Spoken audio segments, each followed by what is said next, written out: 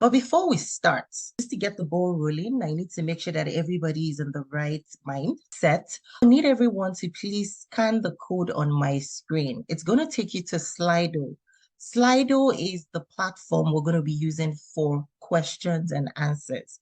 If you're not familiar with Slido, you can take a picture of this barcode on my screen or go to slido.com. Few questions on Slido, which we're going to quickly go through before we start today. The first question is, without using the title of your job, tell me what you do. Before I introduce myself, I want to know what you do. And remember not to use the title of your job. So I want you to be creative in telling me what you do. Let's keep it coming.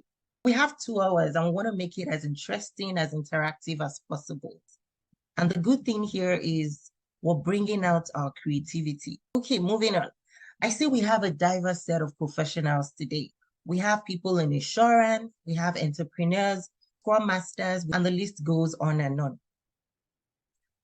We're going to move to our next poll. What was your main reason for joining today's session? What do you want to take out from today's session? What do you hope to take out of today's session? How are you doing? Doing good.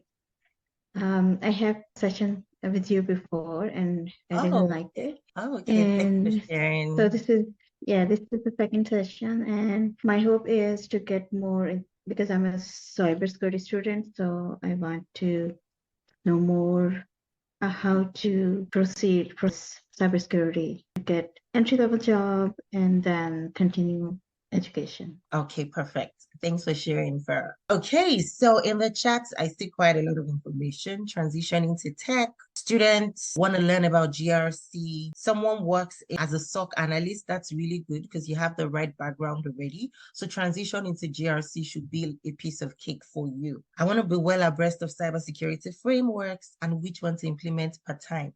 Very crucial because in the world of cybersecurity, GRC, you play around with a lot of cybersecurity frameworks. Is it possible for someone with no experience to get into the industry relatively quickly? So basically, your questions have been grouped into 2 areas, GRC and cybersecurity. So those are the keywords I see here today.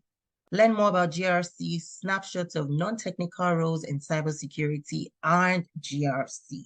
Get clarity. Clarity is very important. Clarity is what takes away confusion. So we're going to move on to the last poll. When you hear about cybersecurity, what comes to mind? Especially for those people with no prior tech experience. So when you hear cyber, when you hear security, what do you think about? Jason says protection of assets, fantastic. Farah says database security, okay.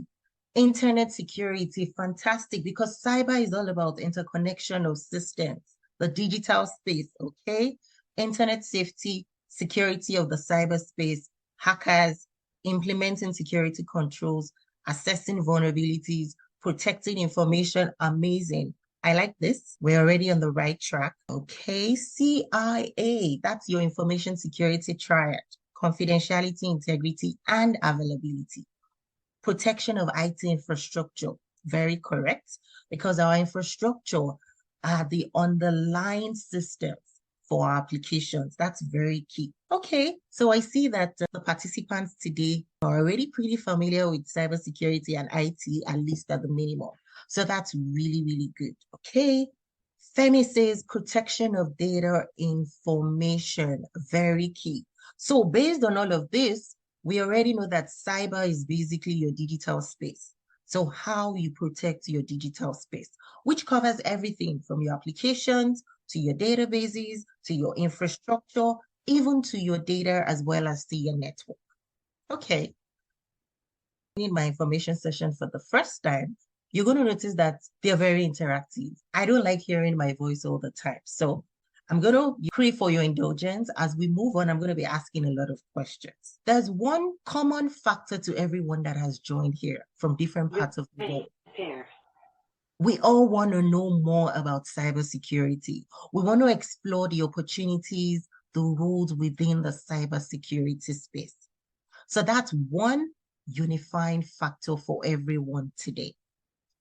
Okay, I see someone is joining from Hong Kong. Oh, fantastic. Before we move on, I'm just going to quickly talk about myself. You might be wondering, who is this lady that has been talking all of this while. So my name is Fala. Some people call me Coach Fala. And why is because I'm a cybersecurity career coach. I help people or I coach people to transition successfully into cybersecurity. A little bit about myself. I started my cybersecurity career many, many years ago as an IT associate at KPMG. And over the last 12 years, I have worked through various cybersecurity roles within financial services, consulting, and telecommunication. And within this period, I have successfully guided over 100 individuals with no proud tech backgrounds, just like you, people with no proud tech experience toward rewarding cybersecurity careers. And over the years, I have been recognized for a lot of awards. My experience cuts across InfoSec, IT risk management, compliance, security audit frameworks, data privacy, cloud, business continuity and operational resiliency, penetration testing, and revenue assurance. So I have been round the block. I started my career from the really technical side of cybersecurity, and I have moved over to the management side of cybersecurity, which is not as technical. Okay, before we start, just to make sure that I'm not wasting your time here, I'm going to quickly go over a few factors here just to make sure that this is something you want, because we're going to be here for about 2 hours. So if you're here today, I'm guessing or I'm assuming that you probably fall within one of these buckets. The first bucket is you want to transition into tech, but you do not know where to start. Someone called me yesterday and told me that, oh, I see so many ads on social media. I am now officially confused. So if you're here today, you want to transition into tech, you have no prior IT experience, or maybe you are in the tech side and for one reason or the other, you're tired of being too techy, you want to come to the management side of cybersecurity, then this session is for you. Or maybe you've heard so much about cybersecurity. There's so much buzz about cybersecurity. We have a shortage of skilled cybersecurity workers, very few women within the cybersecurity space, and the government, big organizations are creating or coming up with initiatives to make the cybersecurity industry more diverse, more inclusive. Maybe that's why you're here today. Or you are unemployed or underemployed, meaning you're tired of being underpaid or you don't like what you want to do and you're looking for a better and rewarding career. I'm sure it's not a secret that the tech space is one of the highly rewarding areas. Or you're looking to level up your career. You want to earn more money. You want to get to the next level salary. Or you already know about cybersecurity, but you have challenges with getting a good job. You've applied for hundreds and thousands of jobs. Maybe you get rejection emails, or maybe you never make it to the final level of the interview and you're feeling discouraged and you're thinking of giving up. Well, I would tell you to hold on. Or maybe you've attended several trainings and you've just given up and you're like, you know what? I'm done. Or you want to transition into cybersecurity doing DIY, you want to do it yourself. Yes, it is possible. With the right resources, you can. Or you need direction. Or maybe you're an immigrant. You used to work in cybersecurity in your previous home country. You've moved either to North America or Europe, and you're finding it so difficult to transition into the industry in your new place. If you fall within any of those categories, then this session is for you. So today we're going to cover a lot of things.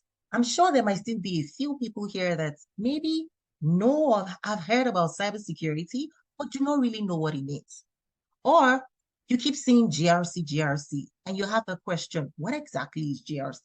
We're going to talk about today. What are the job responsibilities of cybersecurity GRC specialists? What is the industry outlook? Why should you consider transitioning to cybersecurity? And the most important part that I know most people want to hear today are the proven steps and strategies of transitioning into cybersecurity. And lastly, we're going to address all of your burning questions. We're going to have a Q&A session at the very end of today's session. Now, before we go into our curriculum for today, I'm just going to quickly share a story about how I became a career coach. So many, many years ago, well, not too many, about 3 years ago, I moved to Canada, like a lot of people here. I immigrated from my home country. I'm getting here because I've been in tech all my life. So it was very easy for me to get a job. In less than 1 month, my first role was in consulting. For people that started with consulting, you know that irrespective of where you move to, getting a consulting job, once you have the prior experience, is easy peasy. So in less than a month, I got my first job. And in less than 3 years, I was able to make senior manager. Now, you might be wondering, for you, is it possible? Well, I'm here to tell you it is possible. For whatever reason, you want to transition to cybersecurity. And maybe you just feel like, oh, you're not smart enough, you're too old, or maybe it's just impossible. Maybe this is a fluke.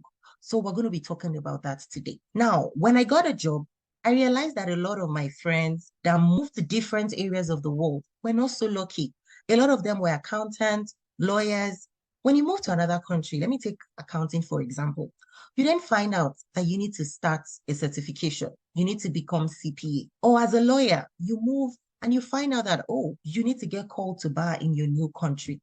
Or you're a medical doctor and you realize that, wow, I need to spend maybe the first 1 to 2 years trying to work on my credentials because your prior credentials are not accepted in your new home country. So basically, I started teaching my friends how to transition into cybersecurity. And within the first 2 months, my very first friend that I helped in transitioning was able to get a role in the US. His first role was a cybersecurity analyst in the US. And then because I also have a prior IT audit background, I also help people to transition into IT audits. It started as very little, and then over the years, it has expanded, and here we are today. So do not fear. I have helped too many people, and I'm here to help you as well. So let's quickly talk about cybersecurity. What is cybersecurity? Looking at the job titles that were posted on Slido, I realized that there are quite a number of people here that already know what cybersecurity is. So if you don't mind, does anybody want to share with us what is Cybersecurity GRC? Anyone? Perfect. Thank you so much, Fatima. First of all, for turning on your video. And then I know you mentioned you're shy. So coming out of your comfort area to answer that question, kudos to you. You did a great job. You talked about the cyberspace. You also talked about governance, risk, and compliance. So kudos. Does any other person want to share? Or because we don't have time flies and we have just 2 hours. So if everyone can go into the chat and just put in there what they understand by cybersecurity and what you understand by cybersecurity GRC. So while we put all of that in the chat, I'm just going to go ahead and talk a bit about security. Based on all the responses I've seen so far, it's clear that everybody that has joined today, they have done their homework. They know what cybersecurity is and they know what GRC is. I'm just going to add to what a lot of people have said today. So cybersecurity is the practice of protecting your digital devices, your systems, and your information from unauthorized access, theft, and malicious activities. When we talk about cyber, basically, cyber refers to your digital space. And when you say something is digital, what does this mean? You're talking about, your internet space. When systems connect with each other, when they transmit information from source to destination. When you do all of this, so with the evolution of technology, people now use websites, e-commerce websites for transactions, internet banking for their banking transactions. You watch movies on Netflix. All of this, you're able to make your life more comfortable because of the cyber world. You're able to call people from different countries via WhatsApp, right? Over the internet. You're able to communicate, send images, send documents, all of this via the internet. You're able to have driverless cars. You're able to have smart speakers, smart devices. All of this is possible because of the cyberspace, interconnection of things. So when you talk about social media, Internet of Things, all of this is due to the evolution of technology. A common question I get is, Fala, What is the job outlook for cybersecurity? Now, I put it to you today. If you look at a few years, 10 years down the line, most of what we have today, we never had them. We never even dreamt of having them. So when you look at your robot, let's look at automation as an example, or robotics. Most people here, I'm sure you have maybe smart homes, smart speakers, smart watches, and these devices are really smart. They collate all your information. They're able to analyze the trends and then show you the results. When you want to go into your home, for those that have smart garages, once you're driving with a click of a button, you're able to, open your garage door. When you have someone at the door, wherever you are, even if you're not home and you have a video bell, you can actually communicate with your visitor, see who that person is, and open the door for the person. All of this is possible through the cyberspace, through technology. And technology would only continue to evolve. Organizations want to make money. And for them to make money, they need to keep their customers happy. How will they do this? By leveraging on technology. So the tech space is one space that is only going to keep getting bigger. It's a space that there are only going to be more roles, more job titles created. When organizations leverage on technology, guess what? They introduce risks, cybersecurity risks. Why? When you use technology, automatically your threat landscape widens. And when your threat landscape widens, what it means is you need to do more work to protect against cybersecurity threats, cyber criminals. And that is why the job outlook for the cybersecurity space is massive, and it's only going to keep getting bigger. According to the US Bureau of Labor Statistics, they've estimated a whopping 31% increase in the number of cybersecurity roles that would open up by 2025.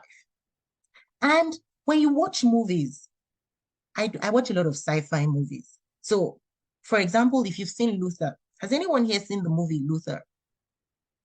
The main character in that movie was Idris Elba.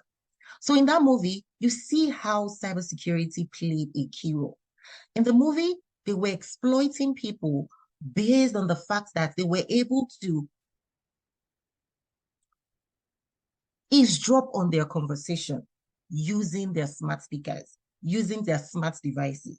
So these are, cyber criminals that were able to hack into people's smart devices, their phones, their speakers, and they eavesdrop on their conversation. And based on the conversation, they start to blackmail these people into committing all sorts of atrocities. So for organizations, because they want to keep going bigger, meaning they need to leverage on technology, they now need to make sure that they keep an eye on their cybersecurity risks. They need to make sure that they mitigate all of these risks. And that is why you see that every day, new roles, new job titles open up. So with the increasing reliance on technology in our daily lives, cybersecurity plays a vital role in safeguarding our online activities. In the news, I think for the past 3 weeks, when I tune in into the radio, I always hear about people that fell victim to social engineering, maybe phishing attacks, or maybe identity thefts. For example, you misplace your social insurance number, and somebody calls you and is able to play on your side, right? This person is able to deceive you into providing confidential information, or they're able to tell you a story that convinces you, and then they ask you to maybe move money into some accounts. And the good thing about today is October is the month of cybersecurity awareness. So we're going to be talking about cybersecurity threats today because this is October. So a lot of organizations are creating a lot of awareness around cybersecurity threats and how you need to be security conscious so as not to fall for these common threats. So now we know the importance and the significance of cybersecurity. And when we talk about cybersecurity GRC, GRC stands for Governance, Risk, and Compliance. And it basically refers to processes and frameworks used to effectively manage cybersecurity risks. Another common question I get is, what's the difference between technical cybersecurity roles and non-technical cybersecurity roles? That's a fantastic question. Now, the difference is when you go into cybersecurity technical roles, and let me give you a few examples. So we're looking at penetration testing. We're looking at, your SOC. You're looking at cybersecurity forensics. What is common to all of these roles? These people are technical. So another example is maybe the red team, your ethical hackers. These people, they are very hands-on cybersecurity. They are the ones that configure the systems. These people are maybe your network administrators. They configure your firewalls with the firewall rules. So while the non-technical people are the people, you don't do any hands-on configuration. All you do is to manage the cybersecurity space. So you collaborate with these technical people and make sure that all the configurations they are doing are in line with cybersecurity best practice standards and frameworks. So a common myth is cybersecurity GRC is not technical. The truth is both sides are technical. The difference is how technical do you want to go?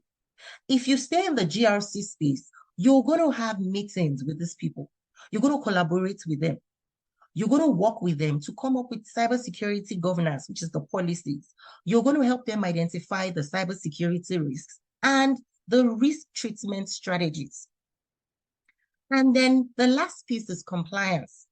Compliance, the English meaning of compliance, right? You are adhering to something. You are adhering with your organization's cybersecurity policies or the best practice standards and frameworks. So, in summary, cybersecurity GRCs are the processes, frameworks to effectively manage cybersecurity risks while ensuring compliance with industry standards. And the best part is GRC helps organizations enhance their overall security posture. So when we talk about security posture, you're basically talking about how that organization is positioned to prevent and adequately respond or recover to any cybersecurity incidents. And when we look at the GRC space, what are employers looking for? Employers are looking for skill sets. And what are these skill sets? They want to see that you have the right certifications. And this is even more critical for those with no prior tech experience. So maybe on your resume, you just have BSc accounting, that's all. But then you need to position yourself strategically to be able to get these cybersecurity roles. And this is where your certifications come in. You need to have the required skill sets. And what are these skill sets? A good understanding of your cybersecurity standards and frameworks. So you're talking about NIST Cybersecurity Framework, NIST 853, or any of their series. PCI DSS for organizations that store or process hard data. Risk management, governance, compliance, regulatory requirements. On the next slide, we're going to quickly talk about governance, risk, and compliance. So when you talk about governance, governance is the foundation of cybersecurity. This is where you get a direction. This is where senior leaders management provide a guide or direction on how cybersecurity should be managed within that organization. And how do they do this? By the policies, procedures, and control. And when you talk about risk management, the first thing you need to do is to be able to, first of all, identify the digital assets you want to protect, identify the threats, the vulnerabilities, and what the impact would be to your organization. So here, you're identifying, assessing, and mitigating the cybersecurity risks to protect your organization's critical assets. And under compliance, you're basically adhering to these policies, these regulations pertaining to cybersecurity. So when you hear governance, risk, and compliance, there's no need to sweat. Just think of the English meaning of governance, the English meaning of risk, and the English meaning of compliance. And then just think of cybersecurity. So once you add cybersecurity to it, then you're good to go. Cybersecurity risks and the threat landscape. So I'd said I'm going to talk about cybersecurity risks today. And this is because, October is the Cybersecurity Awareness Month. And also because I realized that a lot of people actually fall for some of these attacks. I don't know for what reason. Okay. So before I start, is anybody familiar with any of this cybersecurity threats on my screen? Anyone? Okay, I see thumbs up. Okay, I see a lot of people. Does anybody want to share which ones they are familiar with? If you're in North America, I'm sure you get a lot of fictitious or malicious text messages all the time, which is smishing. Or maybe somebody calls you and, they're trying to get information from you, which is phishing. So which ones are we familiar with? And does someone want to speak to anyone they're comfortable to talk about? Yes, phishing attacks a lot, lots of email, text messages coming from the government and CRA, and all this stuff. And um, and other, I'm just like I know about the phishing attacks. Like I Okay. have, because I have like antivirus on my cell phone and on my Sister. laptop. So I Okay. never get any like malware or anything. Okay. So we have so many. They're quite a number. So I've only put in some of the common ones on my screen, but I'm going to start with social engineering because this is the human element. And I'm sure everybody has heard of this saying, humans are the weakest link in any chain of defense. I'm sure we've all heard about that. So even organizations have millions in cybersecurity budgets. They implement a lot of cybersecurity tools, your DLP, your endpoints, your antivirus, anti-malware, firewall, so many tools. But guess what? If the people, if they are not security conscious, if they are not aware of their security responsibilities, then there's going to be a huge problem. For example, imagine that somebody shares their password with a malicious person. What happens? That malicious person already has access. And the person with the right skills, with the right tools, once the person has access, the person is able to escalate their privilege to either steal information or cause havoc. So social engineering is a huge space. And this is where the bad actors prey on the human elements. They trick you, they play on your psyche, and they trick you into divulging information. And these people are getting more and more sophisticated by the day. So we need to be very aware. You receive phone calls. For most people here, you have a lot of information on social media, where you work, where your kids go to school, and all that information. So they call you, maybe claiming to be somebody else. And then they try to get information. Maybe they call you and claim to be the help desk from your organization. And they tell you that there's something wrong with your system. For them to fix it, you need to share your login credentials. Phishing, this is another big one. So we don't have time. So I will not have time to go into all of this.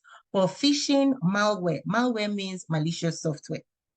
This can come to you in different ways. It can be in form of an email, which has an attachment, and that attachment maybe has a Trojan horse or an embedded malicious software that you would not know about.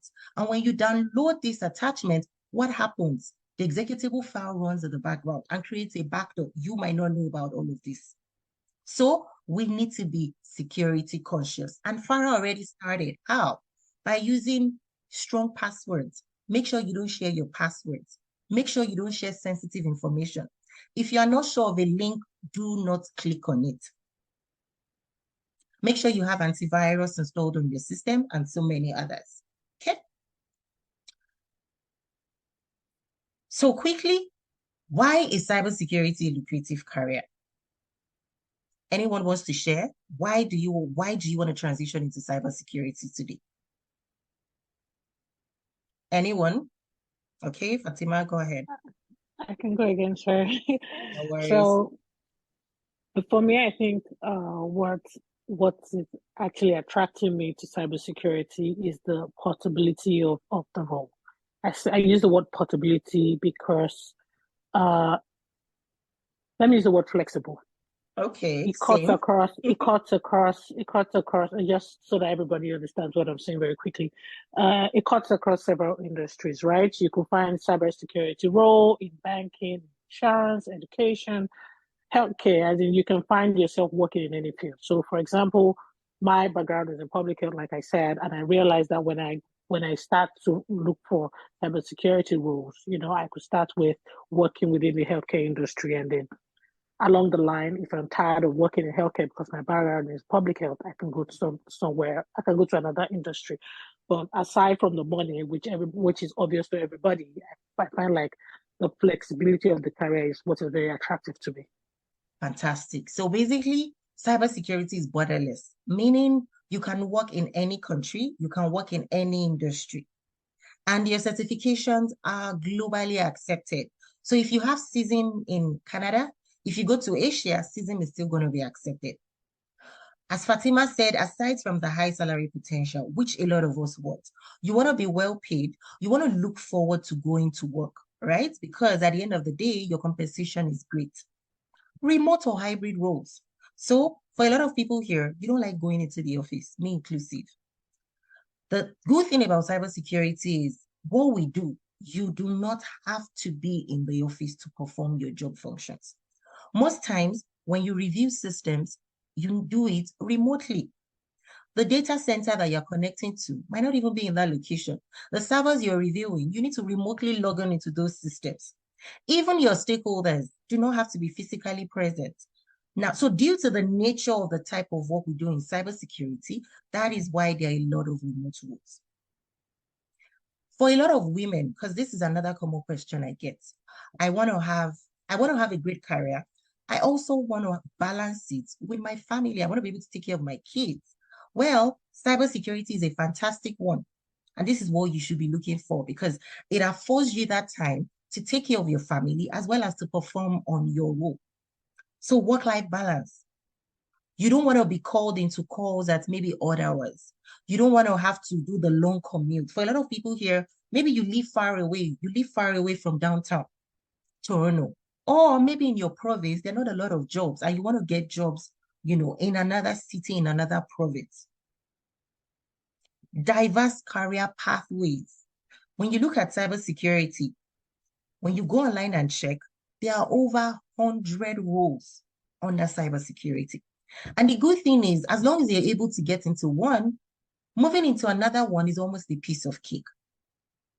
And right now, there's a huge shortage of skilled workers. So what this means is because this space has grown exponentially, especially with COVID.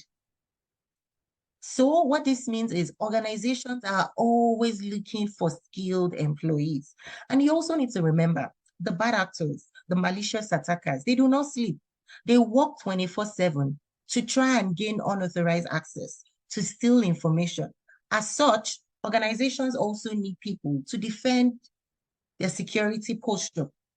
So when you look at cybersecurity, especially around hacking, you have the defense and you have the attack.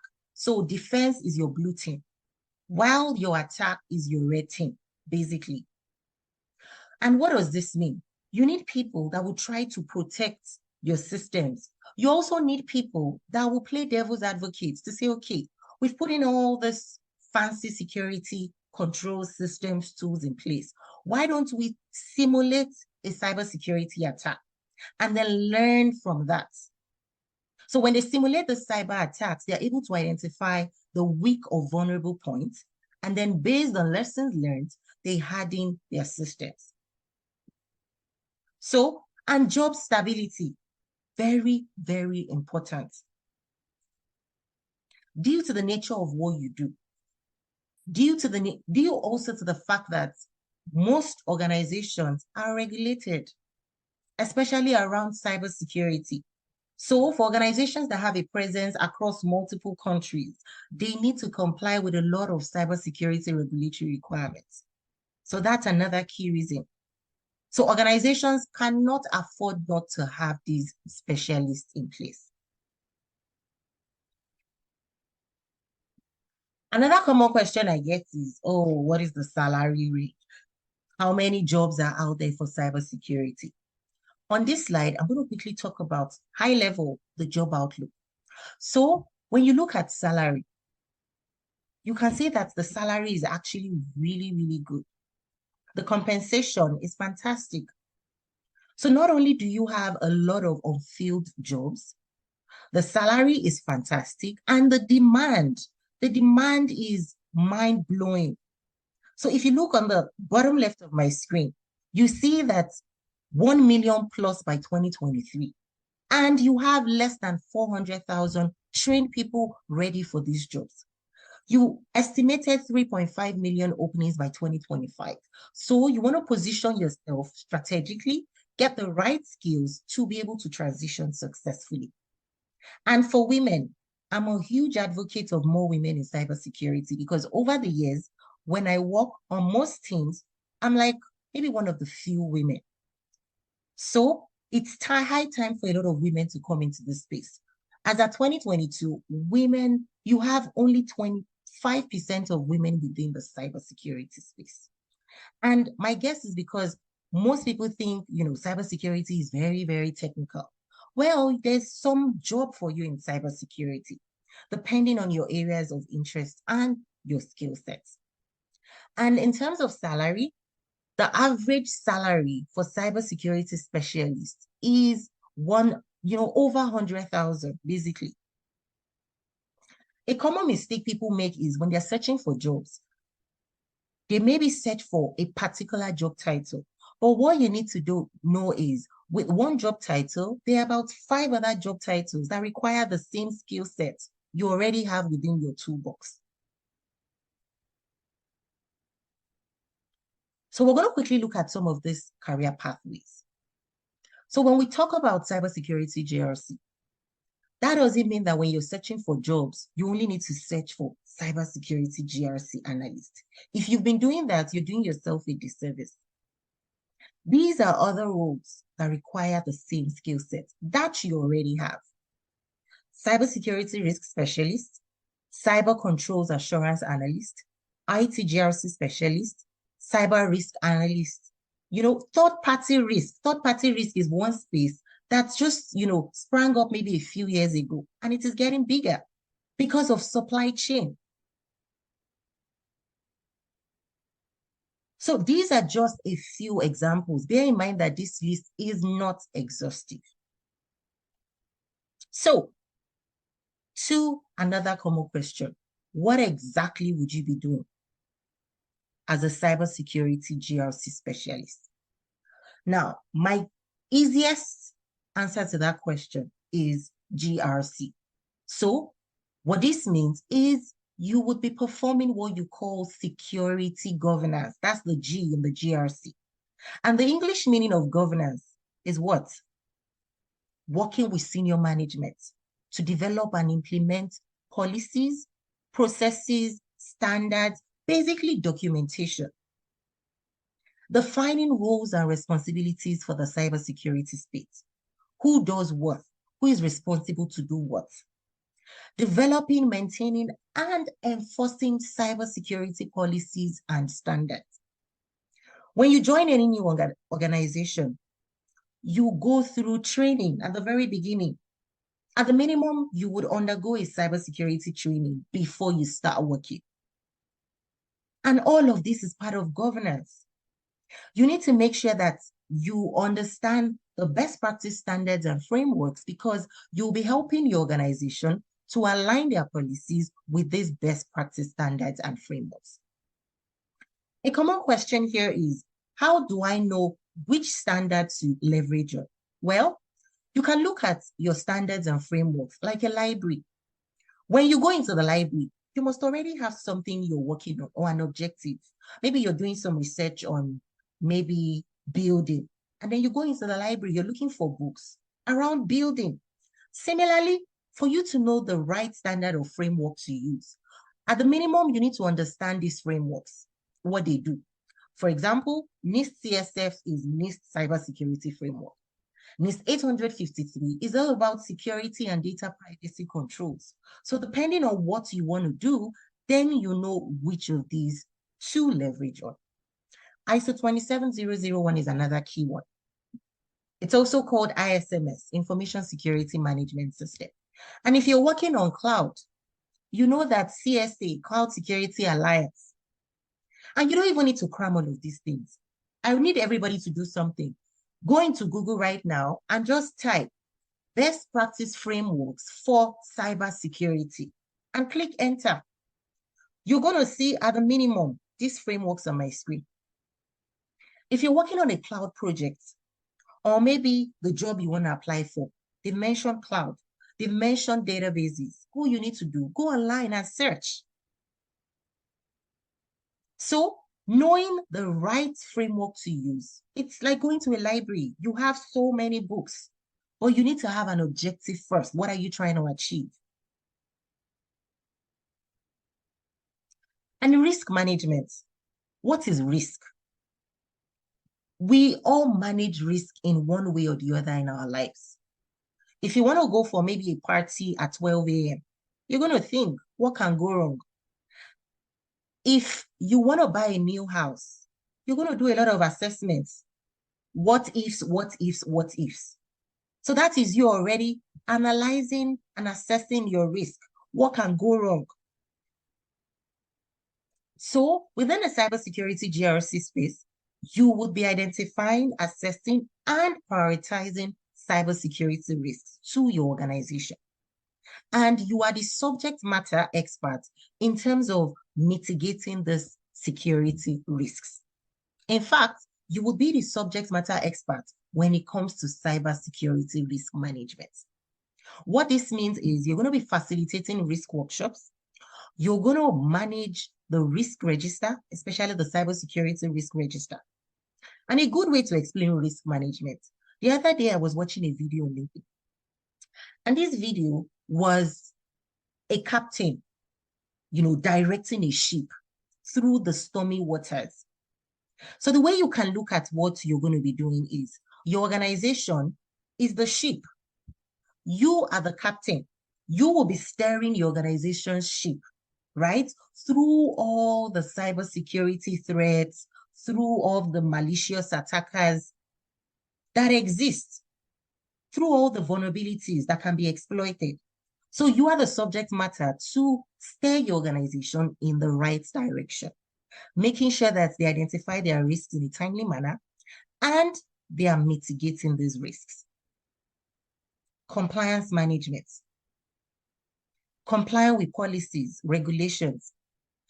As part of compliance, you're going to be performing regular audits, working with stakeholders, auditors, regulators, making sure that your organization is complying with cybersecurity policies and regulatory requirements, including issue remediation. So you are going to be the middleman between technology and second line and third line. So what this means is you must be able to communicate very well. You must be able to negotiate. You need good negotiating skills. And a lot of people already have that. When you get a builder, maybe you have a project, you want to complete your business, you're going to be negotiating. Can I get a discount here? So you see those negotiating skills you already have.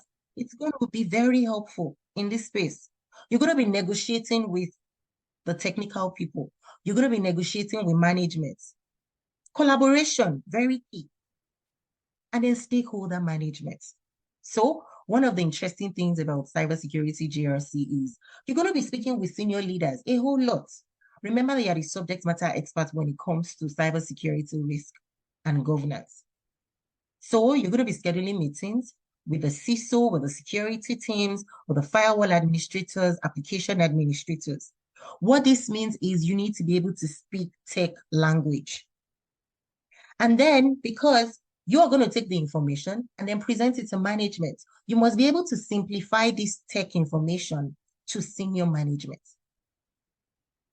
Security control evaluation, making sure that the right security controls have been put in place to prevent and detect these risks. Monitoring and reporting. Security awareness training. You're going to be working with a lot of stakeholders to make sure that employees of your organization are being trained. They are security conscious. They are aware of their security responsibilities.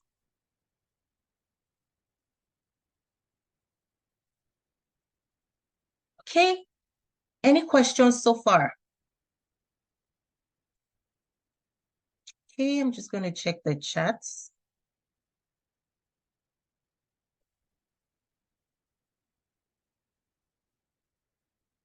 Okay, so I don't know if Ifedayo, are you here?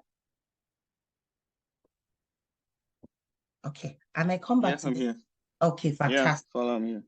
Thank you. So Ifedaya, thank you so much for joining. So what I've done today for you to understand that, transitioning is possible, I brought a few people that have transitioned successfully to come and tell you in their own words how it was, the challenges they faced, where they are right now, and how they are doing. So Ifedayo, I'll pass it over to you. But before I do that, quick intro about Ifedayo. Ifedayo is from an engineering background, specifically waste management and environmental engineering / industrial chemistry, with no proud tech experience. He had previously joined a training. He had tried to, figure things out on his own, but he wasn't very successful. Okay, so Ifedayo, over to you. Thank you, Fala. Hi guys, how you doing? My name is Ifedayo.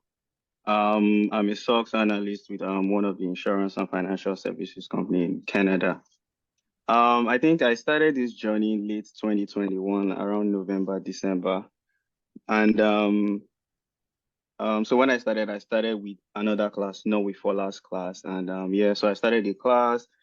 And I think I started with my Security Plus certification. Yeah, so I got that and I started looking for a job. Like I started applying. That process is different from getting certifications. I'll let you know that. So I got the certification. I got my Security Plus. I was prepping for CSAT and I started applying to jobs like at the same time. I was getting interviews, like interviews were coming. If I applied to say like 10 jobs, I might get like 4 or 5 calls, like, okay, we want to talk to you, blah, blah, blah. I'll do the interview, but I wasn't passing. So I would I would talk to like the HR. I would get to like, they want me to meet the hiring manager, but I wasn't passing that stage. Like, I'll be like, okay, but so I got discouraged at some point. I wasn't even attending my class because I felt I wasn't just gaining that value I needed to, land that job. And so I stopped for a bit. I started doing on my own again because like Fola said, I was in the waste management field. I was working with an environmental consulting firm at that time. Then I was doing on my, but then my job then, so like my first motivation was I wanted a flexibility career, like a flexible career. So my job then required me to go to work every day. So I was going to the office every day with different like in the early in the morning, which I didn't like, and you know how cold Canada is. So I wanted that flexibility, then I wanted more money as well. Not that I can't make more money in that field, but like the flexibility is number one, then the money aspect too. Then so I started trying again. It wasn't working, and I'm like, okay, what can I do differently? Then I was like, okay, should I do another class? I was doing YouTube classes, still getting interviews, but I wasn't passing that hiring manager stage. I got discouraged again. I dropped it. Then I think I saw Fola on Instagram. I followed her, but I didn't reach out to her. Then like almost end of 2022 or like third quarter 2022, then I met Fola. Like I reached out to her. And she was very nice. She was okay, what do you want? Like she wasn't like, okay, yeah, you will get a job. I can do this, right? So she was like, okay, where are you at right now? What have you been doing? Then I kind of explained my situation to her, and she was like, okay, yeah, you need to do this, do that, and yeah, join the class as well. So I joined the class. I think it was the last quarter for the year at that time in 2022, and we started the class in October or so, around October-ish. I started the class, and so for last class was like apart from the theory parts, we had like hands-on classes, like okay, how to use these tools, how to use that, and then I started applying to jobs during that class. Then I got to maybe few I think I spoke to like I got to the last stage of the interviews. I didn't get some. Then by the end of the class, I landed 2 opportunities actually. So one was SOX analyst and the other one was I think IT audit role. with another credit union bank, and they were all senior roles, and I went for the SOX. Like I consulted Paula, I went for the SOX analyst. The good thing about this class is also she would also support, like, so we have this tech community group that you would join after your course. Then you can ask questions with people that are experienced, and you get different answers, which would also help you. Paula would also help too. I mean, not that you would, like, she would help you, like she would support, but not like do your jobs, but she would help you. She would also encourage you to go to the group so that you can get varieties of answers, and you can use it for whatever task you need for, or maybe for interviews. She also, so what also helped me was she also like introduced me to one of the guys in the class that had similar role, and this person helped me during my interview as well. So this person had a similar role, so was able to give me scenario questions and all that, which really helped during my interview processes at that time. Thank you And so yeah, so much. basically what I do is I test security controls around on a high level, just test security controls around applications, IT application, IT systems, and infrastructures that generate or produce financial statements. So in Canada, it is more of like ICFR, and I think America is the SOX part. So yeah, that's basically my story. Okay. Thank you so much, Ife. Thank you so much for sharing. So just to recap what Ife has said, Ife, I think, reached out to me last year, and his first question was, there's so much information out there that right now I feel like I'm overwhelmed, right? This is what I want to do. How can you help me? Bear in mind that I've already joined a previous cohort with another company in the US, and it did not work out. So I've given up over 1 year, and now I think I want to go back. So if I joined the training, we helped him, and of course he did his own bit. He learned the most important thing, how to apply the knowledge he already has and the knowledge he has gained from the training to real life scenarios. That's the most important thing. Interviews nowadays are no longer theoretical. Nobody's going to ask you what is SOC 2. Nobody's going to ask you, oh, tell me, a particular control about NIST 853. It's all about scenario based. They're going to give you a scenario, a case study, and then you need to tailor your response to that particular scenario. So theory alone will not help you. Practical or ability to apply your knowledge is what is helpful. So Ife followed our career roadmap, and he was able to land multiple offers. And remember, because Ife also worked on his certification, he built a fantastic tech portfolio. So that was also key to Ife's success. Okay, so we're going to continue. We are going to talk about, what are some of the transferable skills that you already have in your toolkit that would help you within the cybersecurity GRC space. So, as a GRC professional, bear in mind, we've talked about the key responsibilities you're going to be performing within that organization. So now we want to look at, with no proud tech experience, what are some of the skills you already have that will be helpful to you in this new role? One, you need to have a good combination of technical knowledge, business acumen, and communication skills. Why? You're going to be speaking to a lot of tech people, and you need to be able to understand whatever they say to you. You don't want to go for meetings and they're just talking and everything seems like Greek. So you need to be able to understand, interpret, and talk tech. You need to understand the business, because at the end of the day, tech is a business enabler. And then, of course, communication skills, because you're going to be communicating with cross-functional stakeholders. So let's talk about analytic or problem-solving skills. What does it mean to be analytic? Meaning you're able to analyze information. You're able to problem solve. When you look at a lot of job description nowadays, under soft skills, they put it there. You are analytic. You're able to problem solve. You're creative, because not only tech skills, you also need your soft skills. And of course, When solving problems, you need to be able to think out of the box, which you already do. I'm sure if anybody backs you up to the wall right now, or maybe you have a lot of bills and you just need to figure out a way, you need to problem solve. Communication and stakeholder management. This is like the most crucial part of what you're going to be doing. Why? 1 minute, you might be facilitating risk workshops. Another minute, you might be speaking with, the system administrators. You want to understand what they do. Maybe you're looking at their narrative documents. You're reviewing their cybersecurity policies. You need to provide feedback to them. And because you're going to be speaking to multiple people, you want to be on the right side. So how you communicate this information is what will decide whether you're going to get their support or not. So communication is key. Verbal communication in meetings. Also, how you communicate with respect to your written reports. You're going to be managing the risk register, the risk portfolio for your organization for cybersecurity. So you're going to get all of these people into different calls. The technical people, you're going to be speaking to them from time to time. I've talked about negotiation earlier, especially when it comes to compliance, right? At times, when you want to enforce a policy, you cannot physically force people. You can only convince them, right? So you need their buy-in. You also need management's buy-in. Attention to details.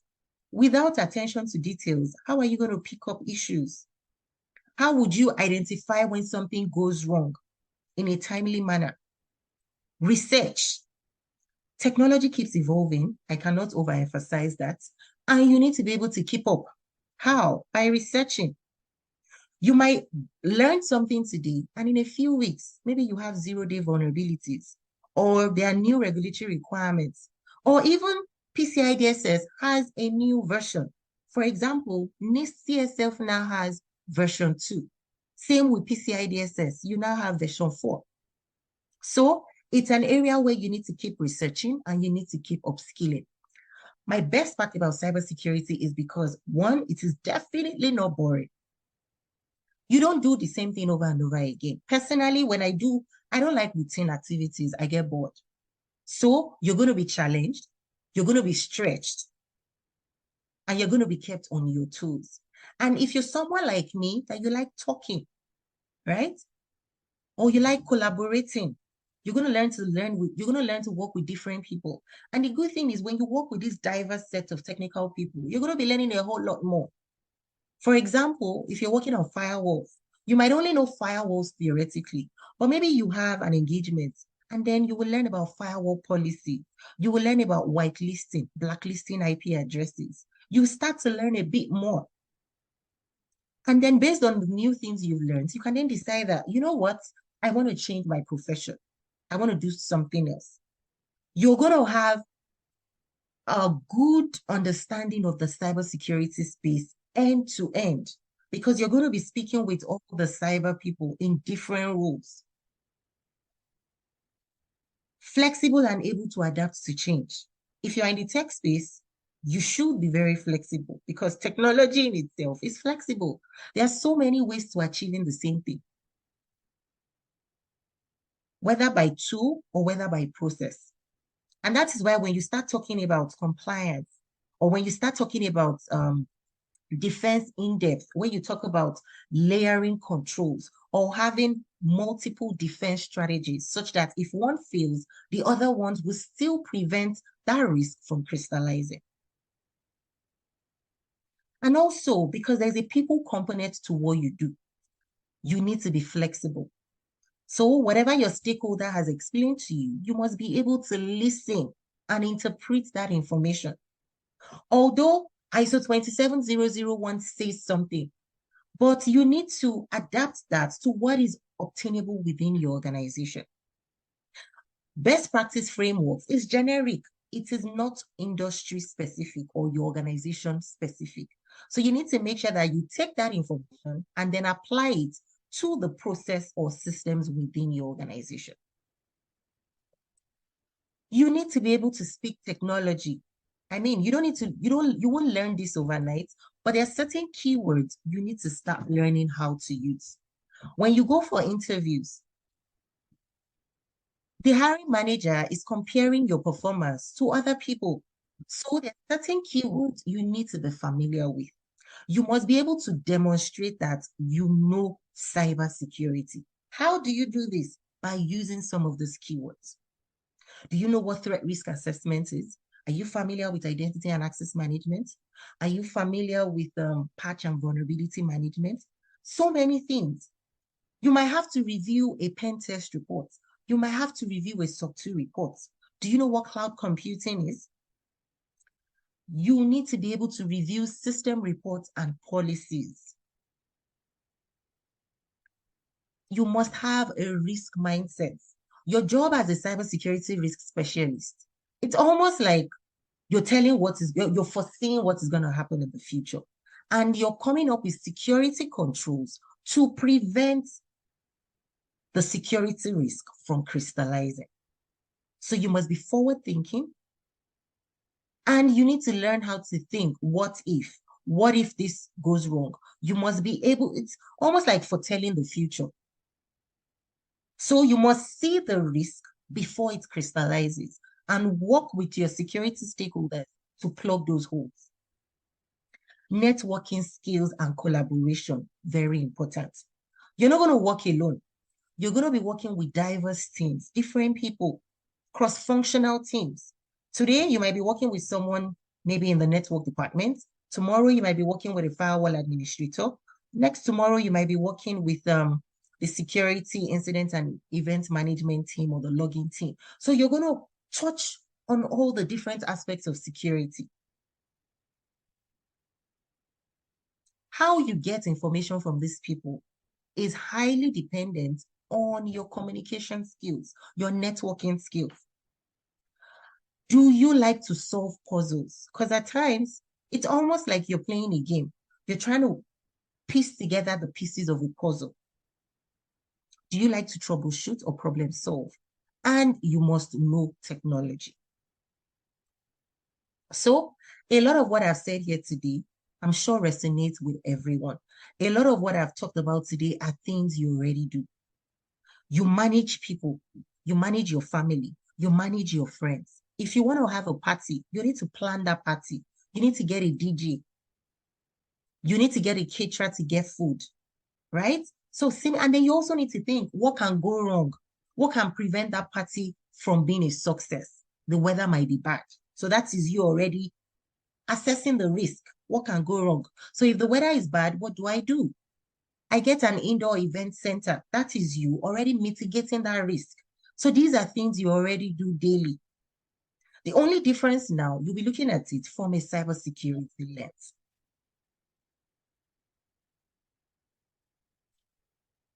So what are some of these strategies that are very, very important?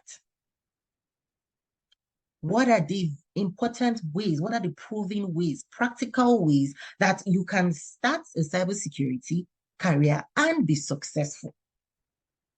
So the very first step, what you need to do at the end of today's class, you must be able to write out, identify your transferable skills. What are the transferable skills that you have that will be helpful in this new field?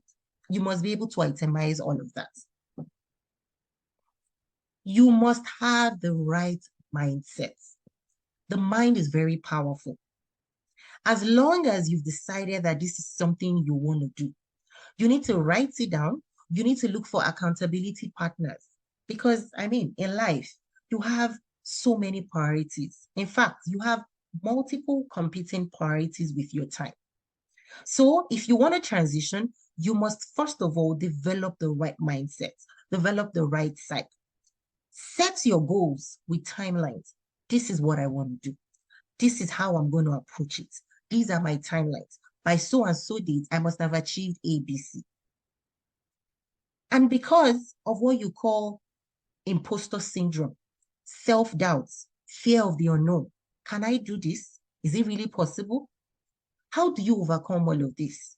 By speaking to people, networking, looking for people that will provide you with the clarity and direction you need.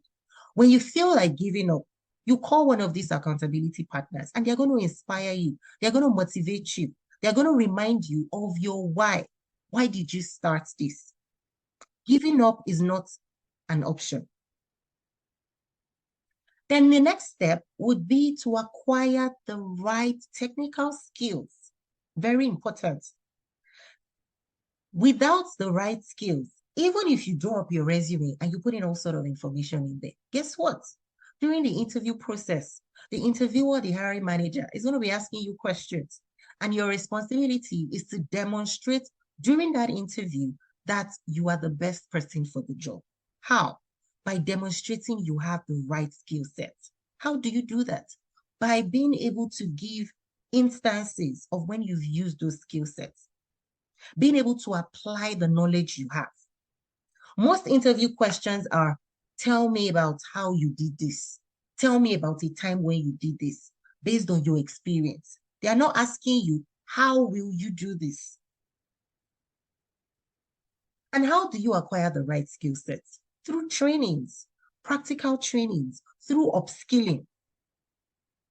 A lot of people reach out to me and say, oh, I've started reading. I am very familiar with the standards and frameworks, but I'm just stuck. I just cannot seem to pass through interviews. And when I get on conversations with these people, I realize it's because their foundation is faulty. I mean, a few days ago, someone sent me 100 interview questions on cybersecurity. And when I looked at the questions, I realized that the questions, you could actually categorize them into different buckets. And what I told the person was, if you go and start cramming all of these answers, it's not going to do you any good. Because hiring managers understand that a lot of people are trying to transition.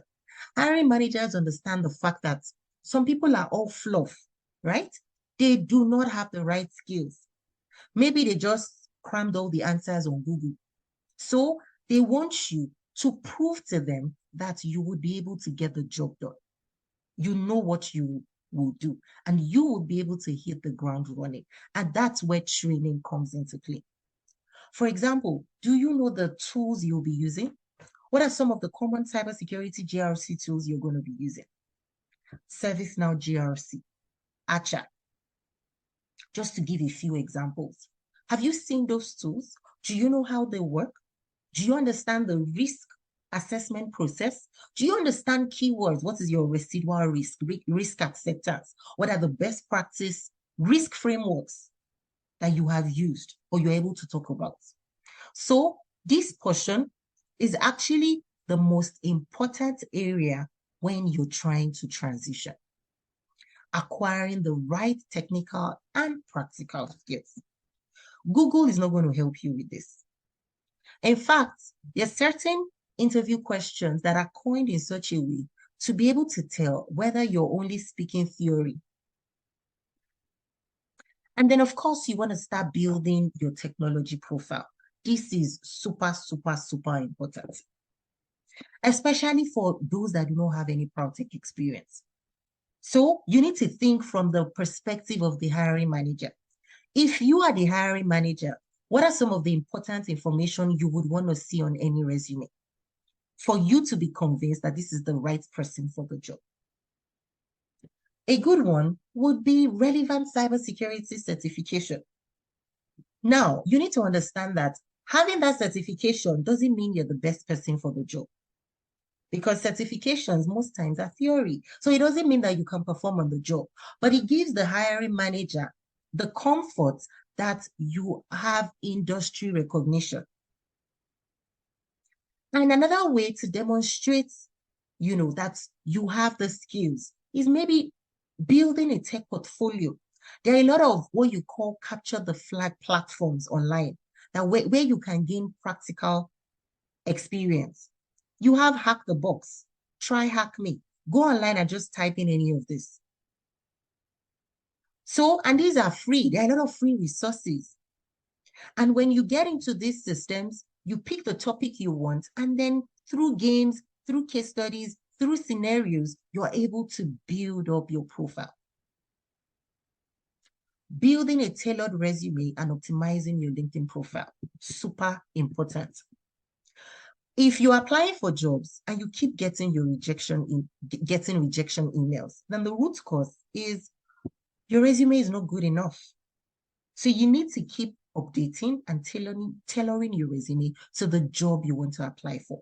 Remember, your resume should be tailored towards the job you want and not the job you have or the job you had. Meaning, if you're an accountant and you just put in accounting, and there's nothing on tech, I mean, of course, there's no way that resume would convince the hiring manager that you're the best person for the job. Your LinkedIn profile is also very important because a lot of recruiters would go look up your LinkedIn profile to make sure that it aligns to some of the information you have on your resume. And this will be a very good place to tell a lot of people. What I see is most people that want to transition, they just throw away all their prior experience, which doesn't make sense because a lot of roles nowadays are now hybrid. And when I mean hybrid, I don't mean hybrid model. What I mean is nowadays, you see cybersecurity project management specialists. You see business analysis roles with a focus on cybersecurity. Maybe you were a BA before, but you decided that you want to transition and you just did a new resume and you threw out all that information. You're not doing yourself any justice because a few years down the line, the experience you threw away might be what you will need to get a more senior role. Then you want to apply for relevant roles. So knowing the right roles, the right job titles to apply for. For example, have you created a profile for yourself on job boards like ZipRecruiter, Glassdoor, Indeed, LinkedIn? Create job alerts. When you want to transition, you must be familiar with the job description from some of these JDs. And then you start checking the box. Do I know this area? Am I able to speak on this? And then you have your interview prep. A very important thing during interviews is ability to show confidence. You must be able to speak like you know what you're talking about. And the burden lies on you to demonstrate that you're the best person for the role to the hiring manager. How do you do this? Through storytelling. You want to tell a story that highlights the skill sets you have, which is exactly what they're looking for. For example, the job you want to apply for has prioritized knowledge of ISO 270 CSF. When you're introducing yourself, you need to be able to touch on these keywords, networking with professionals within the industry. This is very key. LinkedIn is a powerful tool. I mean, every day when I scroll through Instagram, LinkedIn, there's so many information in there. Identifying thought leaders, and that's another common interview question. As a cybersecurity specialist, how do you keep up with the evolving landscape? Maybe you've subscribed to thought leaders. For example, you have Future Recorded, you have Sans Bites. They're quite a number. Go online, subscribe, and you'll be getting weekly newsletter. Or you might even go into my website and subscribe. We send out weekly information. What is happening? And this is another common area during interviews. For example, if there is a new vulnerability, so maybe a new CVE that is well known, it can be one of the questions they will ask you during an interview. As a or maybe an organization, was exposed to any of these cybersecurity threats. Maybe they fell victim to a ransomware attack and it was all over the news. As a cybersecurity specialist, you should know that information. It might be one of the questions they ask you during the interview to say, oh, if you get this role, how would you help this organization prevent us from falling victim to the same issue that this company had? And then, of course, keeping up with industry trends and best practice frameworks. Very, very important. So before I talk about certifications and skill development, I'm going to call on Efe. Efe, are you here? Yes, well, I'm still here. Okay, perfect. Thank you. So Efe is a cybersecurity GRC specialist with a background in optometry. I love Efe's story because it amazes me how she crossed over from medicine to cybersecurity. And I can tell you that Efe is acing it in her field. So Efe is going to sort of give us a quick intro, how she was able to transition, her challenges, and then she's also going to tell us a day in the life of what she does as a cybersecurity GRC specialist. So Efe, take it away. All right, Paula, thanks for having me. I'm just going to try to share my camera here. Okay, all right. It's good to meet everyone. Good morning, good afternoon. I don't know where everyone's calling from or joining this call from, but I'm sure we're joining from multiple locations around the globe. My name is Efe. My full name is Amon Efe. I have known Fola for a bit because, I joined this class at some point where I needed to make that career change. And it was a good decision. I'm so glad. I couldn't have even taken it at a better time. I actually teamed up with Fola or joined Fola's. I don't know if I was the anchor class. No, that wasn't the first class. I think I joined the second cohort. And it was during the pandemic spanned maybe 3 years or 2 years of our lives. I joined at some point during that period. And I think I joined when people also termed it the Great Resignation or the Great whatever. It was a time where people were changing jobs. And it couldn't have been a better time. So I have been in this field for not too long. Actually, maybe I'll term it as 18 months in this field. I studied optometry in Nigeria. I worked as an optometrist for a few years before coming into Canada. And I couldn't make that change of converting my Nigerian optometry degree into being able to practice in Canada, because that would have entailed me going to University of Waterloo to do maybe 2 years or something to convert my degree. So I started off working in project management. So it was predominantly IT project management, IT projects basically. But as an IT project management specialist, you're really not doing the tech work. You're not configuring any systems. You're not doing any of that tech work. You're basically calculating the dollars and cents, right? So you're managing the scope, cost, time on the project. You're working with tools like MS Project to ensure your project doesn't slip, to ensure the activities on the project are not on the critical path that will extend the duration of the project and all that stuff. So what I was predominantly doing was managing risks to a large extent or to a little extent on projects. So the way we manage risk in projects is different from the way you manage risks in IT. But I was doing all of that in the project management domain. But I needed to make that career change, and I did, and I'm glad I did. So I took this course and I got my first job as a GRC specialist. And I'm just going to tell you a day in my life, right? So I've given you the background and I'm moving on to speaking on the next, I'd say domain in my own career. Okay, so for me, I predominantly work with multiple GRC tools. I have worked with Archer that Fola mentioned. I have worked with ServiceNow as well. But these tools predominantly are used by GRC specialists in managing and tracking multiple items, but the multiple domains you would not use as a GRC specialist. I'm not sure you would come into a job and you know how to use like the 5 domains that GRC tools are used for. So in my own experience, I have done risk assessment using GRC tools. So when I say risk assessment, it's like managing or working on a risk register. So various teams may identify risks that the organization, especially IT risks, that the organization is exposed to, and they send them over to you to track and manage in your risk register. So what you're tracking is what's the inherent risk. When I say inherent risk, as Fola taught us during our training then, it's called follow-come risk. So a risk without the implementation of any controls, right? So you're tracking the inherent risks. That's like a raw risk. You've not applied any controls. When I say controls, like you've not applied any safeguard or you've not tried to mitigate the risk. So you're seeing what the risk exposure will be to your organization. Then you're also trying to implement controls, IT controls. Now, when I say IT controls, so let's say there's a risk of a data breach. The first control may be, let's put in something like logical access controls into mitigating this data breach. When I say logical access, that's you're doing things like you're ensuring there's MFA in place. MFA, I'm sure everybody has a CRA account, especially for those of us in Canada. But for folks in Nigeria, you have MFA on your phone, even if we don't have a CRA account. So you want to ensure there's MFA enabled. You want to maybe get an OTP, a one-time password on your phone or something. You want to ensure you have unique usernames. You need to have complex password settings enabled you help mitigate that risk of data breach or something, right? So these things I just mentioned are the controls that you're putting in place.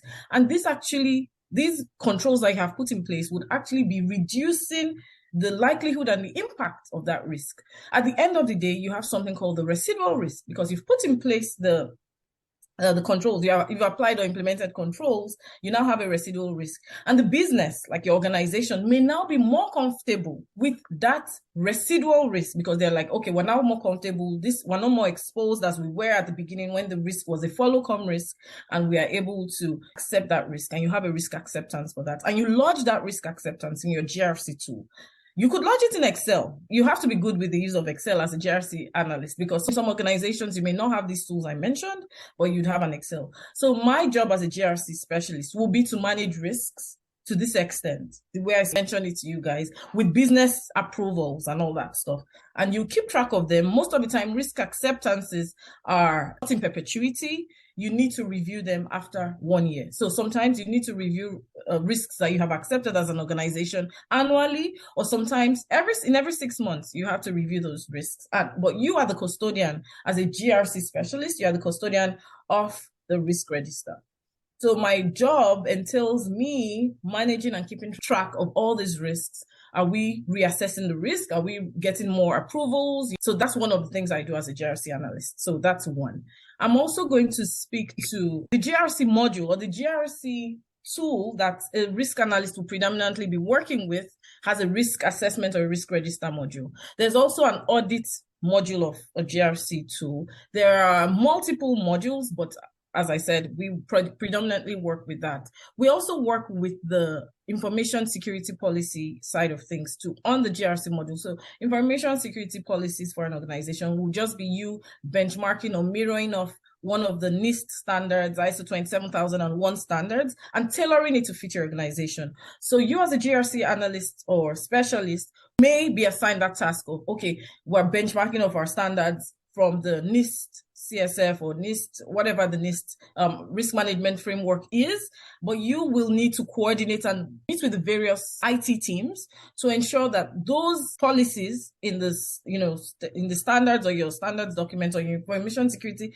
policy applies to your organization. So that's another area where I come in as a GRC analyst. So I've done this in my role as a GRC specialist. Another thing I do is vendor risk assessment. And these modules, ServiceNow Archer, also have a VRM. When I say VRM, I mean vendor risk assessment side of things, or module to them, whereby you have a list of vendors that serve your organization. And you keep track of the list, you keep track of the annual assessments you've done on them. Most times we have to assess vendors that are providing services. We have to assess them based on the controls that they have applied to their own organization and to see how they're going to integrate with ours. Because most of the time vendors are either integrating with your network, they're integrating with your, they're being in your office space and you have exposed ports and everything outside that vendors or people that you do not, like vendors that you do not really have confidence in, may be able to plug in stuff and connect to your network. They may be able to plug in their appliances or devices and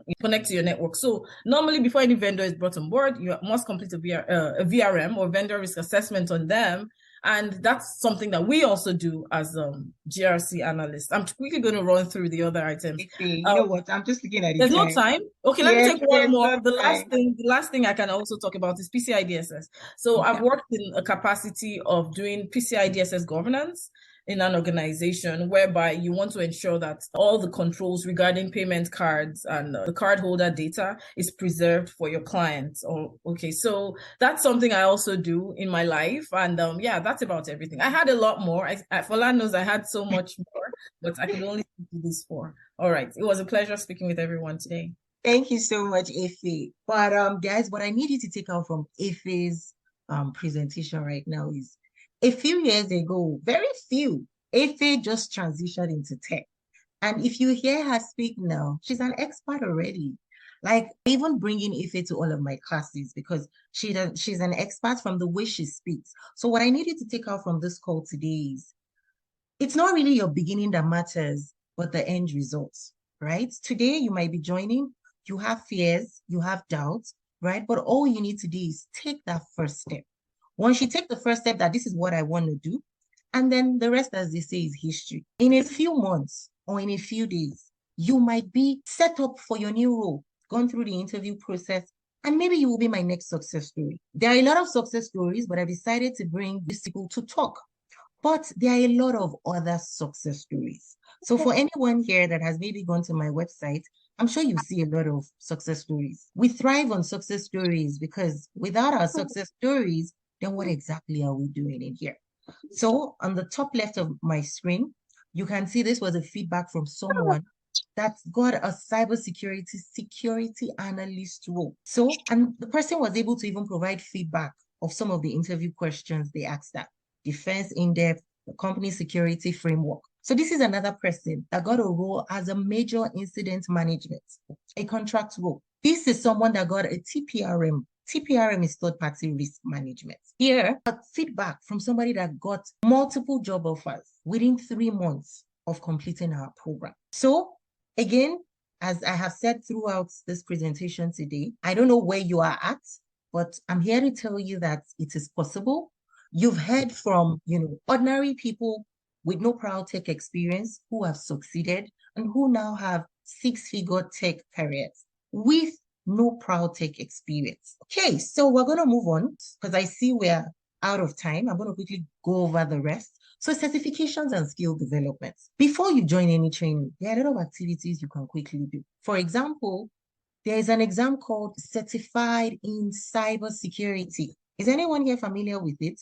It's by C-Squared, and it's one of the initiatives that they have done so that people transitioning with no prior tech experience can easily transition. So it's at zero cost.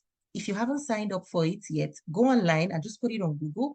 ISC2 certified in cybersecurity or ISC2C. Sign up for it. It has a self-paced training and it's all free. You need to know that certifications play a significant role and demonstrate not only your knowledge, your commitment, and industry recognition. So on this screen, I have 3 certifications. I've talked about the CC. You have CompShare Security Plus. So for those that want to do, maybe technical cybersecurity or even cybersecurity GRC, CompShare Security Plus is a good one.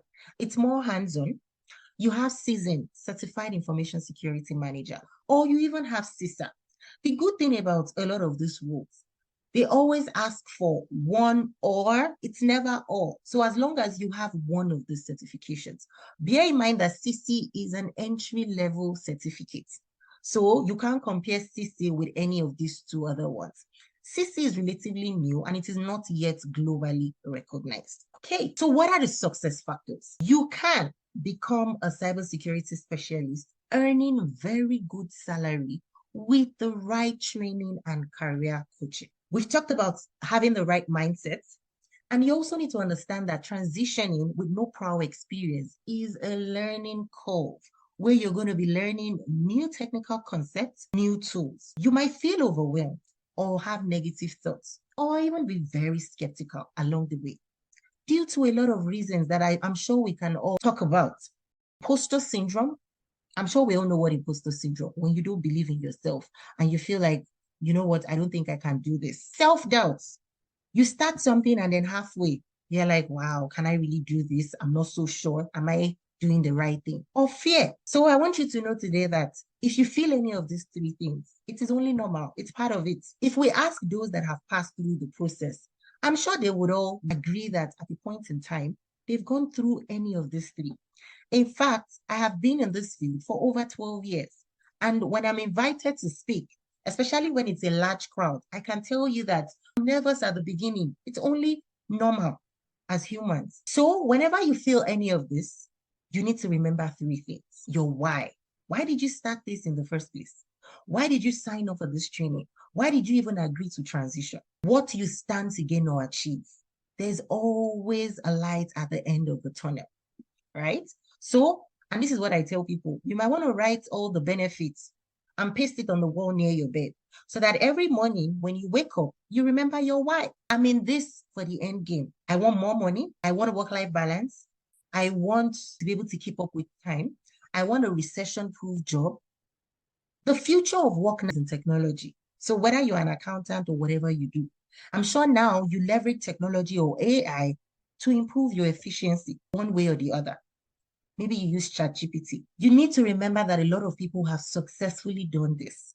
As such, you can also be successful with this. And with the right support training program, the sky is your limit.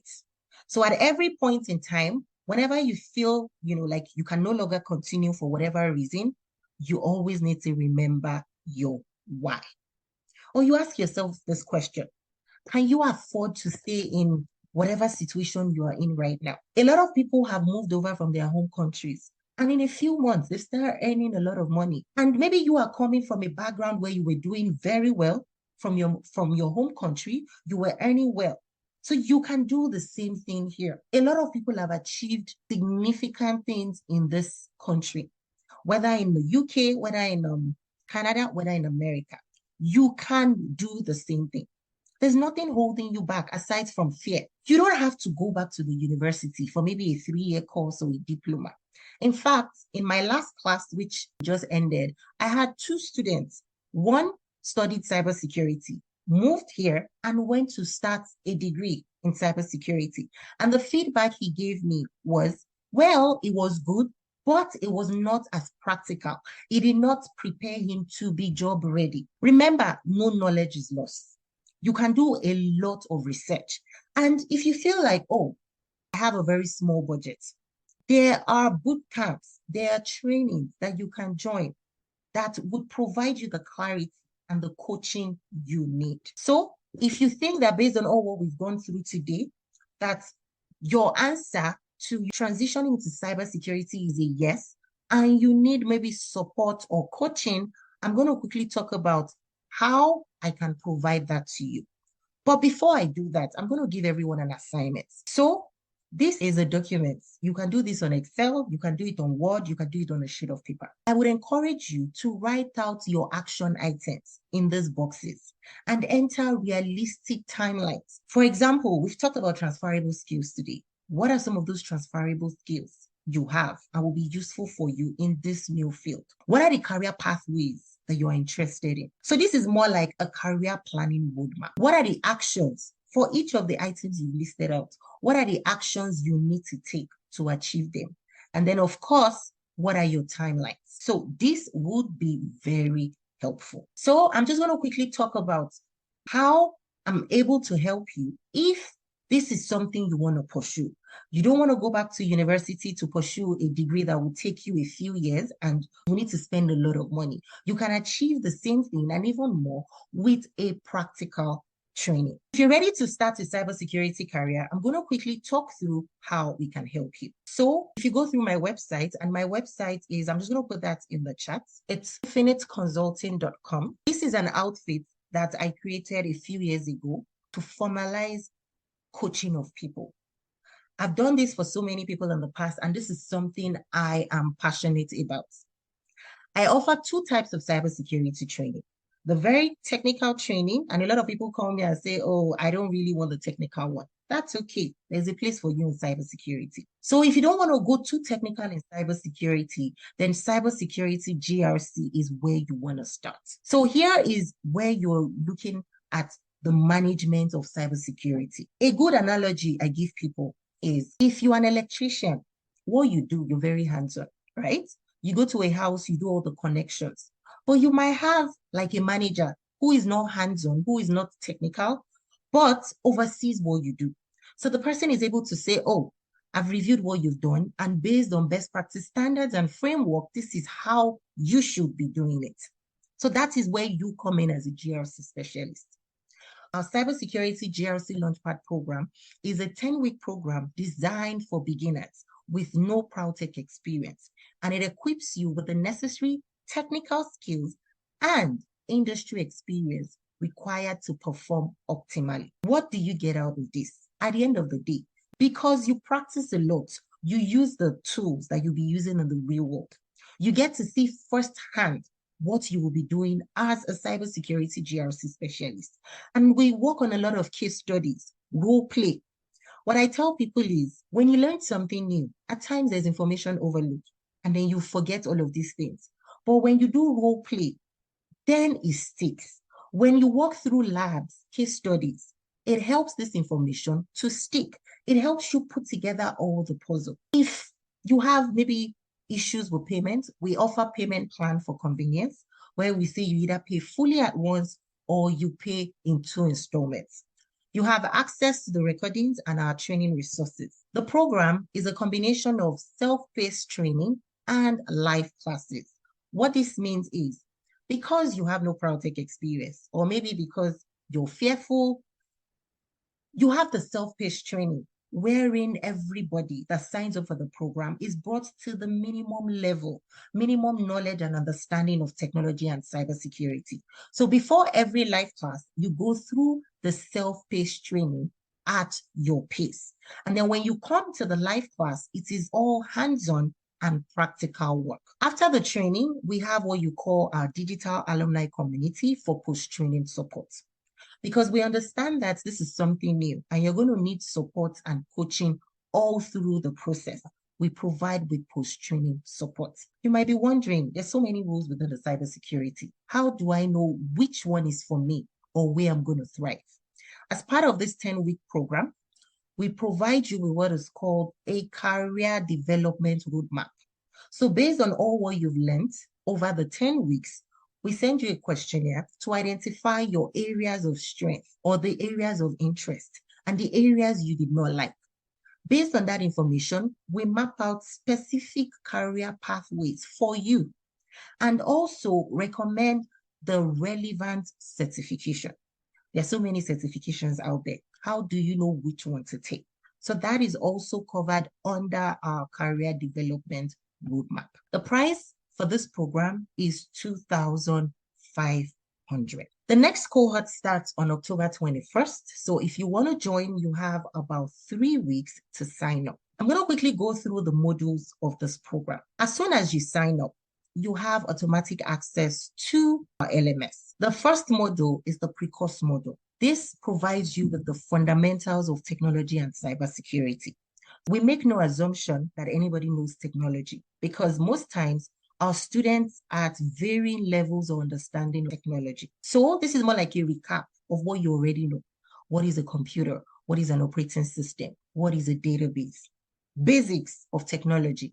So we go from the foundation and then slowly climb up to the more advanced or practical side of cybersecurity. Week 1 is an introduction to cybersecurity. And we also talk about compliance, which is the end-to-end control testing execution. Week 2 looks at the practical security controls, general IT controls and applications controls. This basically is compliance. And some of the tools we use Qualys for vulnerability and patch management. We also use command prompts to show you a few scripts. Now, to execute your job, you're not going to be writing scripts, but we want you to know what it looks like. We're also going to use Excel. Not every organization would have a tool. Some organizations are on a budget. So we use Excel to show you how to analyze data, especially maybe when you're reviewing vulnerability reports or you're doing reviews around identity and access management or privileged access management. So there is a pinch of data analytics. We also look at cybersecurity governance, risk management, and compliance. So the best practice frameworks and standards that you must be familiar with: NIST CSF 853, NIST RMF, COBIT, PCI DSS, SOC, FISMA, and a few others. We look at third-party risk management, patch and vulnerability management. And in week 7, we look at introduction to infrastructure and penetration testing. We also look at the technical side of cybersecurity, just a little bit, an intro. And most importantly, throughout each module, we look at case studies, group projects, interview preparation, and career mapping. Towards the end of the program, we focus on job search strategy. What are the ways of searching for jobs? Once you have a good resume, a good profile, all you need to do is set up your settings on LinkedIn such that recruiters can reach out to you. So in terms of optimizing your LinkedIn profile, crafting a killer resume, all of that is also covered. Post-training guideline and next steps. And then week 10, we have a voluntary participants directed. In the last 10 weeks, you've covered so much, so that last week is just a recap and also gives you time to cover more interview case studies. The feedback I've gotten from my students is the best part of this training is the case studies, because that is where you learn how to apply the knowledge you have learned so far. We also advocate for certifications at the minimum one. Why? Most organizations, when you apply for jobs, your resume is going to pass through the ATS. The ATS is going to be searching for certain keywords. If you do not have those keywords on your resume, guess what? You're going to get a rejection email.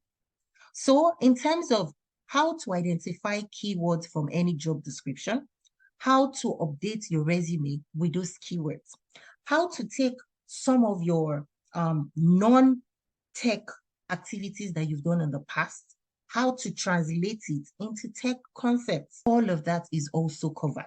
We provide you with security exam preparatory materials, such as CC, Security Plus, CISM, and CISA. And then lastly, the post-training support. So if this is something you're interested in, if you go to our website, which I've posted and also on my screen, Twinfinite Consulting, we support and handhold you throughout the process via our practical training, our career support services, such as interview prep, real-world case studies, resume build, walkthroughs, how to customize your resume to job description, our post-training support and career coaching through our tech community group. Now, this tech community group is a fantastic group. So over the years, a lot of people have passed through this program and have reached different stages at their career. In fact, we have about 2 people that have now made senior managers in what they do. So not only would you be hearing from our career coaches, you would also be hearing from other people that have passed through this training and they're excelling in what they do. To keep in touch with us, you can follow us on Instagram. Our handle is Winfinite IT Consulting. You can subscribe to our weekly newsletter via our website, which I've posted in the chat, or you can watch our educative videos via YouTube. Okay, I already see some prompts. A few people have started following us. And then on Eventbrite, because we do information sessions from time to time where we bring a lot of people to talk. So that's something else. Now, before we wrap up, I did say I was going to address your questions. I know a lot of people have questions. So let's go back to Slido. If you have any questions, please go back to Slido. There is a Q&A section. Put in your questions there and then I would address them before we wrap up. Okay, I already see quite a number. So what's the difference between GRC rules and cybersecurity audit and compliance? Okay, well, there's really no difference. When you look at governance, risk, and compliance, it has different subcategories. So when you look at cybersecurity audits, audits can follow that compliance.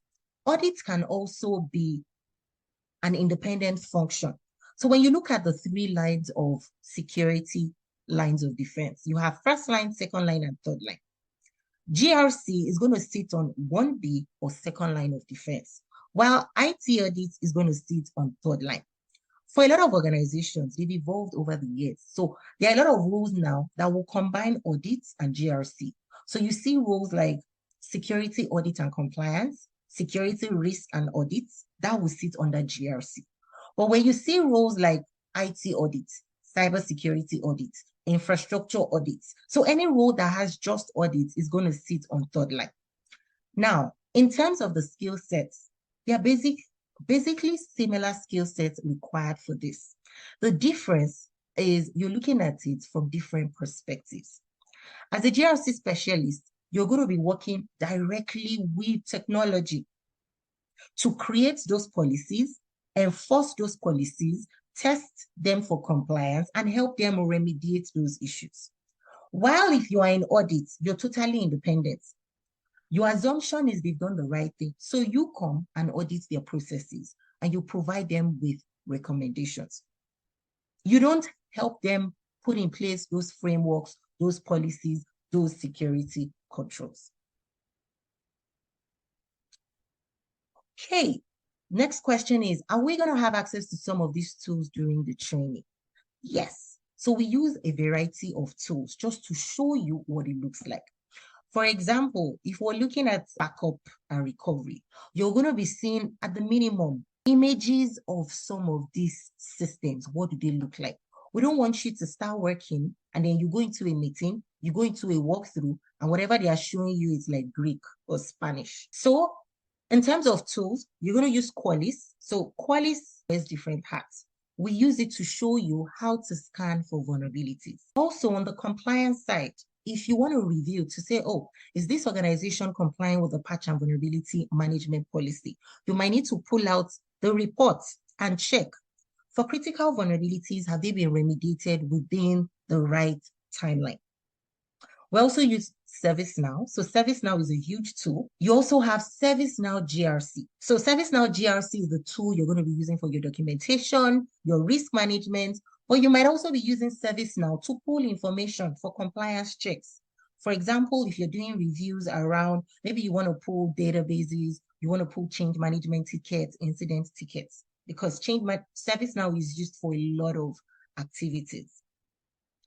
Does this role require applicants to have security clearance in the US? Okay, so it depends. If you're going to be working for the government, there are certain roles within the federal government agencies that will require you to have security clearance. But if you're going to be working for non-government organizations, you will not require security clearance. So what certifications would you recommend for someone interested in cloud security? There's so many certifications. One, I want to believe that you already know what you want to do with respect to cloud security. AWS has a lot of certifications. Even ISC Squared has CCSP. So that's Certified Cloud Security Professional. So most cloud security, so most CSPs have their own certification. So Azure has its own certification, AWS has its own, and then you have the general ones like the CCSP. Are there going to be mentorship partners among those that have successfully completed your program? Yes. So this is also one of the activities that is covered under the tech community. For example, if I give an example, when he had an interview for a particular role, we mapped him to a mentor that was already in that role to help him in prepping for his interview. Does the course fee include the season certification exam? No, the course fee is for the training in itself. We provide you with season prep materials. After the career planning roadmap, we also create study groups, but the course fee does not include any certificate exam. At the end of the training, you're going to be provided with a completion certificate, which you can also use to claim CPE hours for any of your certifications. Is cybersecurity plus prep included in 2,500 CAD? So for this question, I'm going to make some assumptions unless the person wants to clarify. I believe by prep, you mean interview prep. So if it is interview prep, that's a yes. So the program also covers group interview prep. And then the last question I have before we call it a day, can you take certain segments of the course if you've taken some courses already? Absolutely. So we have our digital course. If you go to our website, you're going to see a section that talks about digital courses. So for each of the modules I talked about, you can either decide to take the bundle that covers all of the modules, or you can decide to take a specific module and you pay for just that module. Okay, so I believe I have covered all the questions I have on Slido. I'm just going to check. Oh, there are more questions coming in. Okay. How would you advise someone currently doing a postgraduate course? Well, that is a very loaded question. First of all, your postgraduate course, how long was the duration? If it's a short one, in addition to completing your postgraduate course, there are certain things you need to start putting into place. For example, 8 months, fantastic. Now, how many more months do you have left? As long as you've crossed the 4-month mark, you can start working on your resume. Start filling out what is out there for you. Start joining interview prep. And then you need to answer some questions. Do you think that what you've covered in your diploma course or your postgraduate course is practical enough for you to perform on the job? If yes, then you can just do a lot of DIY courses out there and try to see what is in the market, try to get interviews. And then if you're able to do all of that, fantastic. If not, then you need to reflect on whether you have the right practical skills or whether you now want to join a practical program in addition to your postgraduate course. Also, remember to try and take at least one certification to boost your resume. And one thing I forgot to mention is as part of our program, our Launchpad program, we also offer internship opportunity with a tech startup in Canada. That way, you are able to practicalize all what you learned. And then if you're looking to demonstrate experience, you can also put that in your resume.